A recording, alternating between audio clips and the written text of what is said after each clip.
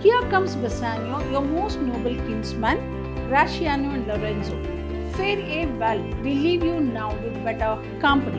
My lord Bassanio, since you have found Antonio, we too will leave you, but at dinner time. I pray, have in mind where we must meet. Gratiano speaks an infinite deal of nothing, more than any man in all Venice. His reasons are as 2 grains of wheat hid in 2 bushels of chaff.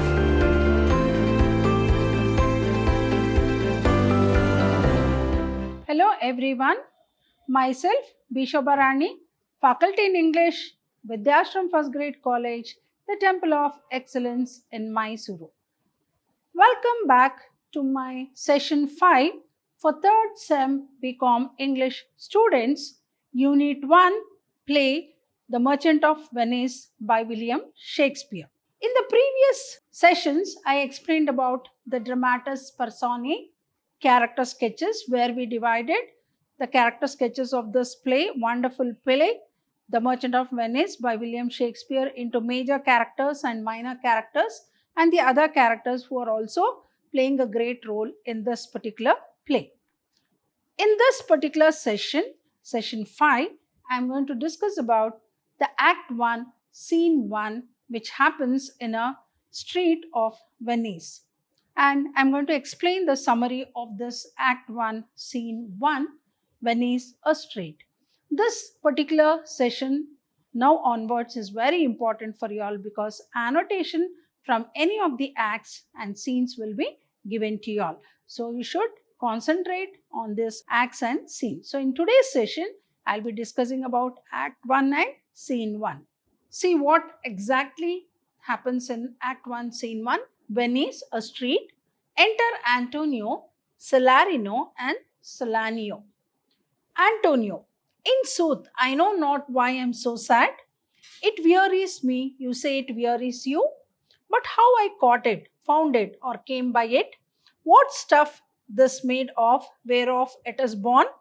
I am to learn, and such a want of it sadness makes of me, that I have much ado to know myself. So in this particular scene, you can see the characters who are involved in this Act 1, Scene 1 is Antonio and Salarino and Solanio. So Antonio, in sooth, I know not why I am so sad. It wearies me, you say it wearies you. But how I caught it, found it, or came by it? What stuff it's this made of, whereof it is born? I am to learn, and such a want of it sadness makes of me, that I have much ado to know myself. Then Salarino says, your mind is tossing on the ocean. There were your argosies with portly sail, like cygnoids and rich burghers on the flood, or as it were the pageants of the sea, do overpeer the petty traffickers, that courtesy to them do them reverence, as they fly by them with their oven wings. Then Salanio, believe me, sir, had I such venture forth, the better part of my affections would be with my hopes abroad. I should be still plucking the grass to know where sits the wind, peering in maps for ports and piers and roads, and every object that might make me fear misfortune to my ventures, out of doubt, would make me sad. Then Salarino says, my wind cooling my broth would blow me to an act when I thought what harm a wind too great at sea might do. I should not see the sandy hourglass run, but I should think of shallows and of flats, and see my wealthy Andrew docked in sand, veiling her high top lower than her ribs, to kiss her burial, should I go to church and see the holy edifice of stone, and not bethink me straight of dangerous rocks, which, touching but my gentle vessel's side, would scatter all her spices on the stream, enrobe the roaring waters with my silks, and in a word, but even now worth this, and now worth nothing, shall I have the thought to think on this, and shall I lack the thought that such a thing be chanced would make me sad. But tell not me, I know Antonio is sad to think upon his merchandise. Then Antonio replies, believe me, no, I thank my fortune for it. My ventures are not in one bottom trusted, nor to one place, nor is my whole estate. upon the fortune of this present year. Therefore, my merchandise makes me not sad. You can see the three people here. One is Antonio, Salarino, and Solanio. Salarino. Why then you are in love? Antonio. 5-5. Then Salarino. Not in love, neither. Then let us say you are sad because you are not merry, and there were as easy for you to laugh and leap and say you are merry because you are not sad. Now by two-headed Janus, nature hath framed strange fellows in her time. Some that will evermore peep through their eyes and laugh like parrots at a bagpiper, and other of such vinegar aspect that they'll not show their teeth in way of smile, though Nestor swear the jest be laughable. Then Solanio. Here comes Bassanio, your most noble kinsman, Gratiano and Lorenzo. Fare ye well, we leave you now with better company.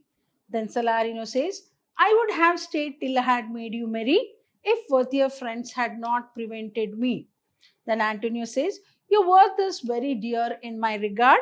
I take it your own business calls on you, and you embrace the occasion to depart. Then Salarino says, good morrow, my good lords. Bassanio. Good signors, both. Signors means Mr. and Mrs. like how we address. Good signors, both when shall we laugh? Say when. You grow exceeding strange, must it be so? Salarino. We'll make our leisures to attend on yours. Exeunt Salarino and Solanio. Means exeunt means they exit. Then Lorenzo. My lord Bassanio, since you have found Antonio, we too will leave you, but at dinner time, I pray, have in mind where we must meet. Then Bassanio says, I will not fail you. Gratiano. You look not well, Signor Antonio. You have too much respect upon the world. They lose it that do buy it with much care. Believe me, you are marvelously changed. Antonio. I hold the world, but as the world, Gratiano, a stage where every man must play a part, and mine a sad one. Then Gratiano says, let me play the fool.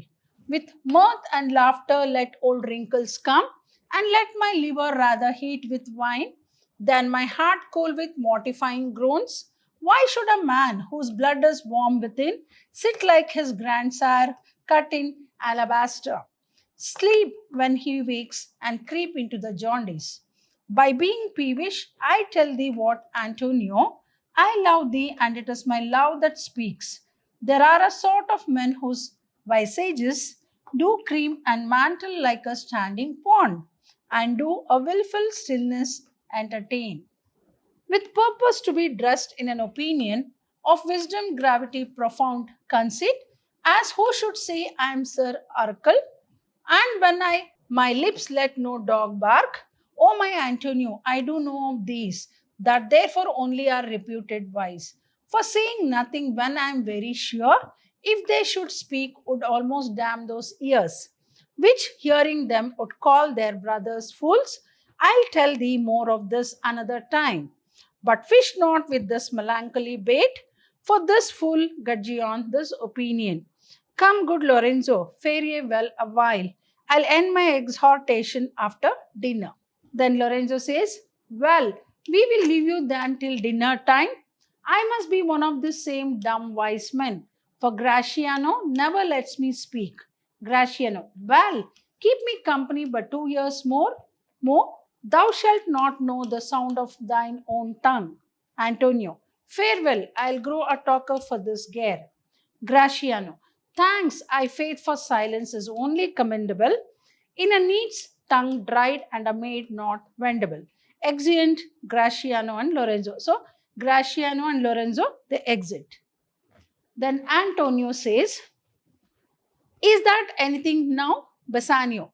Gratiano speaks an infinite deal of nothing, more than any man in all Venice. His reasons are as 2 grains of wheat hid in 2 bushels of chaff. You shall seek all day, there you find them, and when you have them, they are not worth the search. Antonio. Well, tell me now, what lady is the same to whom you swore a secret pilgrimage? that you today promised to tell me of. Then Bassanio says, this not unknown to you, Antonio, how much I have disabled mine estate by something showing a more swelling port than my faint means would grant continuance. Nor do I now make a moan to be abridged from such a noble rate, but my chief care is to come fairly off from the great debts, wherein my time something too prodigal hath left me gauged. To you, Antonio, I owe the most in money and in love, and from your love I have a warranty to unburden all my plots and purposes, how to get clear of all the debts I owe. Then Antonio says, I pray you, good Bassanio, let me know it, and if it stand as you yourself still do, within the eye of honor, be assured, my purse, my person, my extremest means lie all unlocked to your occasions. Then Bassanio, in my school days, when I had lost one shaft, I shot his fellow of the self-made same flight the self same way with more advised watch to find the other fourth, and by adventuring both, I oft found both. I ask this childhood proof because what follows is pure innocence. I owe you much, and like a wilful youth, that which I owe is lost, but if you please, to shoot another arrow that self way which you did shoot the first, I do not doubt, as I will watch the aim or to find both or bring your latter hazard back again and thankfully rest debtor for the first. Antonio, you know me well and herein spend but time to wind about my love with circumstance, and out of doubt you do me now more wrong in making question of my uttermost than if you had made waste of all I have. Then do but say to me what I should do, that in your knowledge may by me be done, and I am pressed unto it, therefore speak. Then Bassanio, in Belmont is a lady richly left, and she is fair and fairer than that word, of wondrous virtues, sometimes from her eyes I did receive fair speechless messages. Her name is Portia, nothing undervalued to Cato's daughter, Brutus Portia. Nor is the wide world ignorant of her worth. You can see the picture of Portia here. For the four winds blow in from every coast. Renowned suitors and her sunny locks hang on her temples like a golden fleece. You can see the hair there, which makes her seat of Belmont Colchos Strand, and many Jasons come in quest of her. O my Antonio, had I but the means to hold a rival place with one of them, I have a mind presages me such thrift that I should questionless be fortunate. Then Antonio says, thou knowest that all my fortunes are at sea, neither have I money nor commodity to raise a present sum, therefore go forth, try what my credit can in Venice do. That shall be racked even to the uttermost, to furnish thee to Belmont to fair Portia. Go, presently inquire, and so will I, where money is, and I no question make, to have it for my trust or for my sake. So actually Bassanio asked for a loan amount of 3,000 ducats. At that point of time, Antonio says that all his fortunes are at sea. That means he has invested everything in the sea, that is on the goods on sea. And he says, okay, fine, you go to Venice and ask for a debt and ask for a loan amount of 3,000 ducats in Venice from any rich merchant on a street in Venice. Now let me explain the summary of this whole Act 1 and Scene 1. So what all I explained, that is, it is a conversation between Antonio, Salarino and Solanio as well Bassanio. So now I'll be explaining the summary of the whole Act 1 and Scene 1. So which happens in a street in Venice. On a street in Venice, the merchant Antonio tells his friend Salanio and Salario that he feels so sad but doesn't know why. So when they all meet together, Antonio, Salarino, and Solanio, who are the close friends of Antonio and Bassanio, so at that point of time, Antonio says that he's very sad. Salario proposes with Solanio's agreement. He says, yes, correct. He's sad. That Antonio must be worried about his ships at sea. So Salario says that, so maybe Antonio is very sad because all his money has been invested in the sea. But Antonio insists that he's confident his ships are safe. But Antonio replies that, no, I am quite confident that my ships will sail back safely. Then Salario guesses Antonio must be in love. Then Salario says maybe why he is sad means maybe he is in love. Antonio dismisses. So you might have come across when I explained the Act 1, Scene 1, 5-5. Means he dismisses. Antonio dismisses that this possibility at once. Salario concludes jokingly that if Antonio is neither worried about his investments nor melancholy means a sad mood because of love sickness, then he must simply be sad because he is not merry. So there's a discussion going on between all the three why Antonio is sad, and Antonio replies why he's sad, maybe the reason he gives, and Salanio guesses what might be the reason for Antonio's sadness. Then Salario advises him to shake off his bad mood because it would be just as easy to say you are merry because you are not sad. So they say, okay, fine, you just leave it and be merry.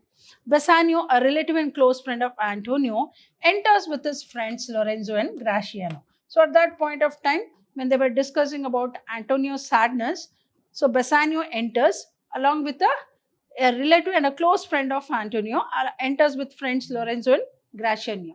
Lorenzo and Graciano are the common friends of Antonio and Bassanio. After politely greeting the newcomers, Salanio and Salario exit. Till then, Antonio, Salanio, Salario, Bassanio, Lorenzo, Graciano will be there.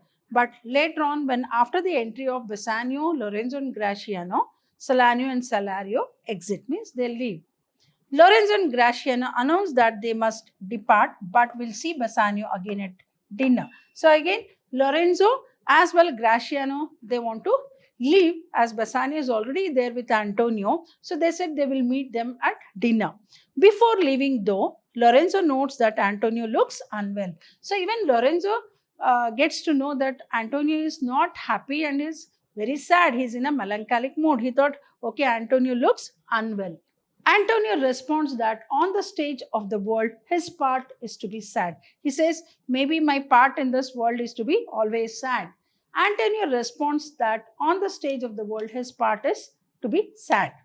Graciano interrupts that he would rather play the happy role of a fool and teases Antonio, telling him to lighten up, because Graciano is one who is always playful. So he tries to gear up Antonio and teases Antonio so that he will start laughing.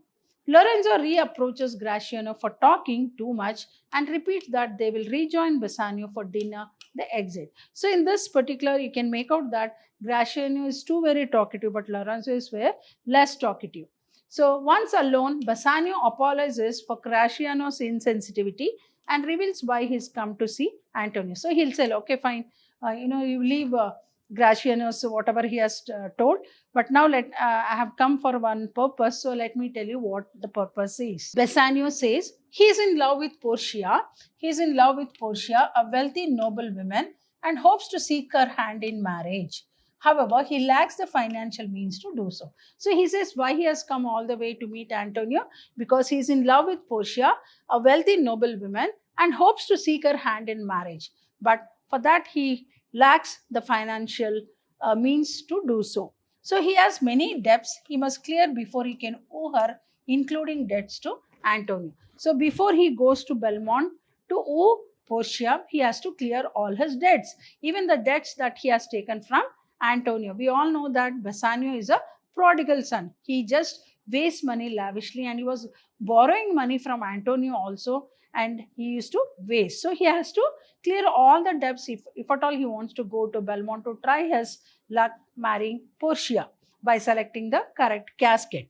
So Antonio replies that he will do anything for his friend and is happy to place both his purse and his person at Bassanio's disposal. See, this paragraph is very, very important, which shows how much of love and affection Antonio had for Bassanio, in spite of knowing that Bassanio is not worth of his love and affection because he's a prodigal son, he just wastes money. But at Antonio, this particular paragraph shows the true friendship between Antonio and Bassanio. So at that point of time when Bassanio asked for money, Antonio would not have money because he has invested all his money on the ships. So in spite of it, he says, Antonio replies that he will do anything for his friend and is happy to place both his purse, means he is ready to give money, as well his person, means he is very much eager to help him at Bassanio's disposal. Though Antonio has no cash available at the moment because he has invested everything in his ships